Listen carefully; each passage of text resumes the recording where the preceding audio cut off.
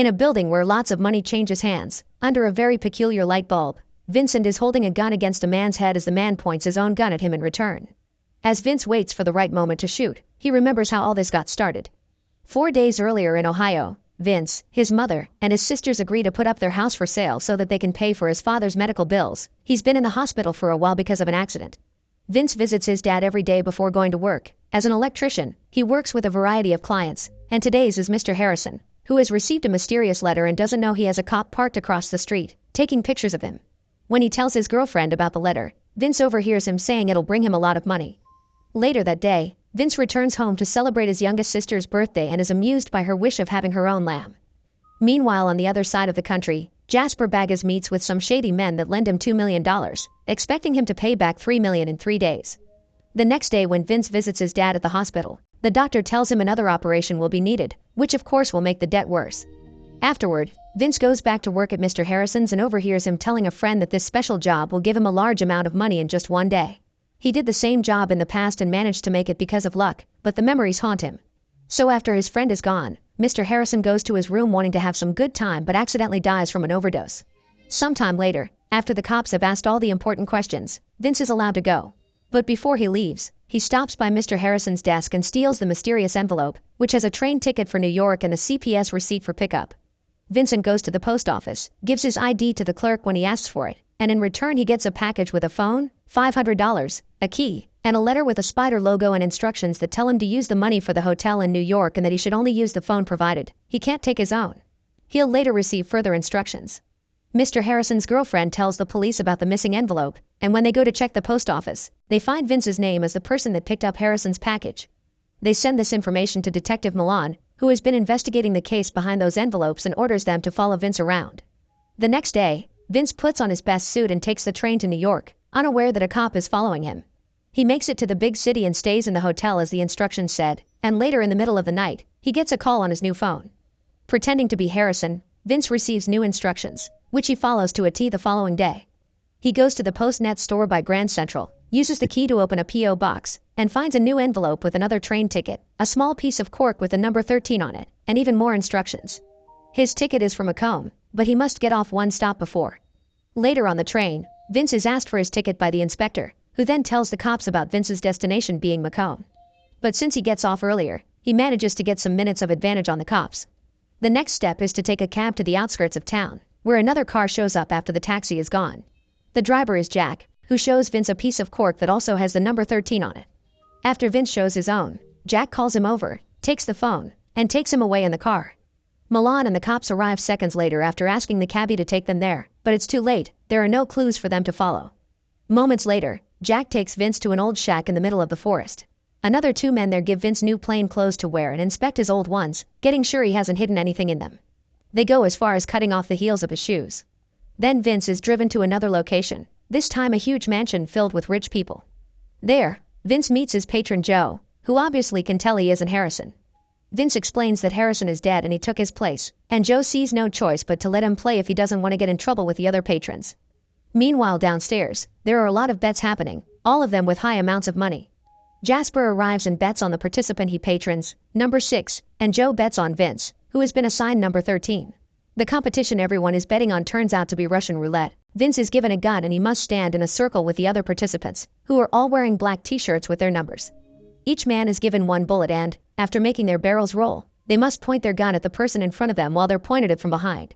Then they must wait for the light bulb with the spider logo on it to light up. That's the signal for them to shoot. Anyone that survives passes to the next round.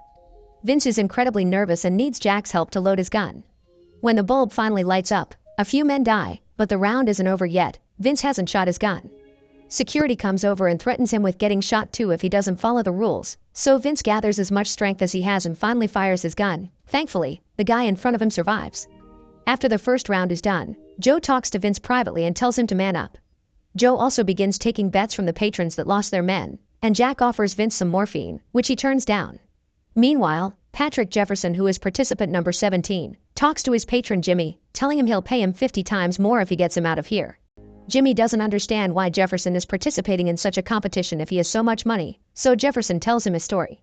He used to be in jail, until one night, they made him dress up to then lock him in a box that was shipped to this mansion.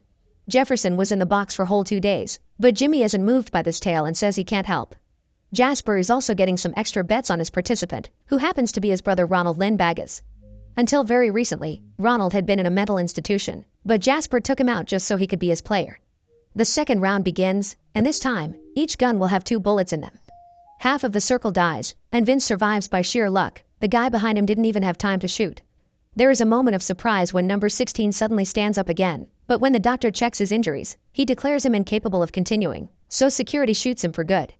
Participant number 11 Hans has a mental breakdown, so his patron Schlendorf tries to calm him down with a motivational speech, but it isn't very helpful.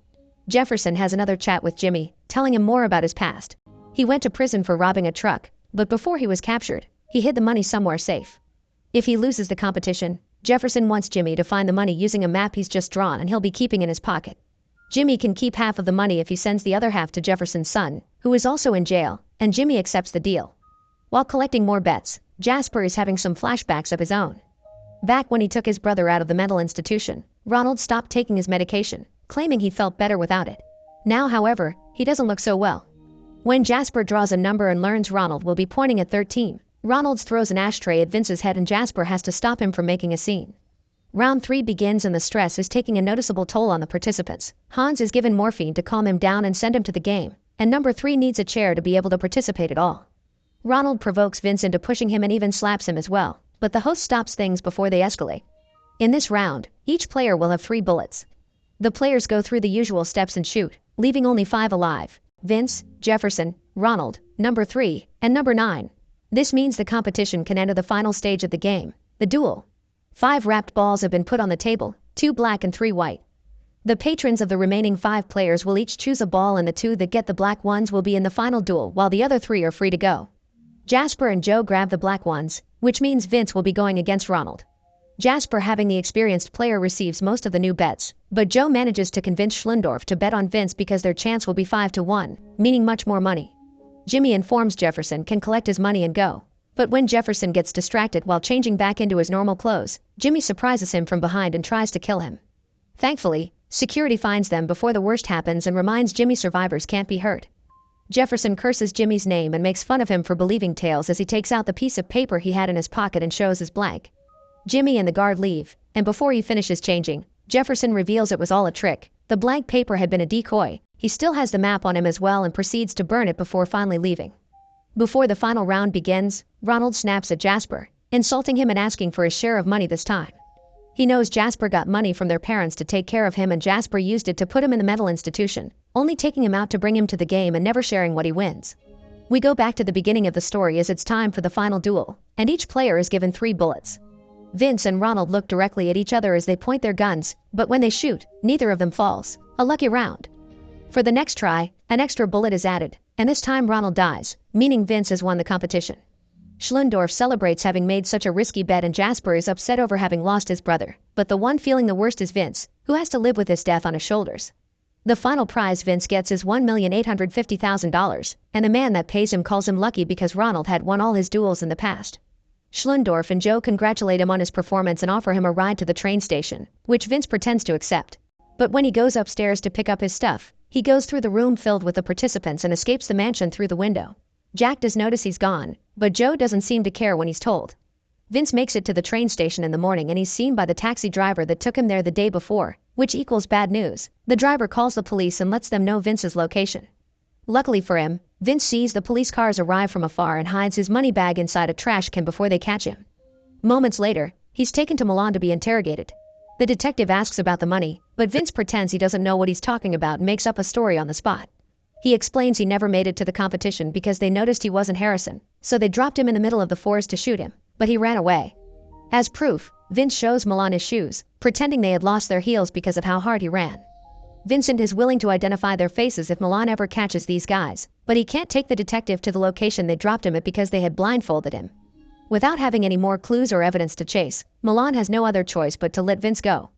After taking another cab to the station, Vince rushes back to the trash can only to find his bag is gone.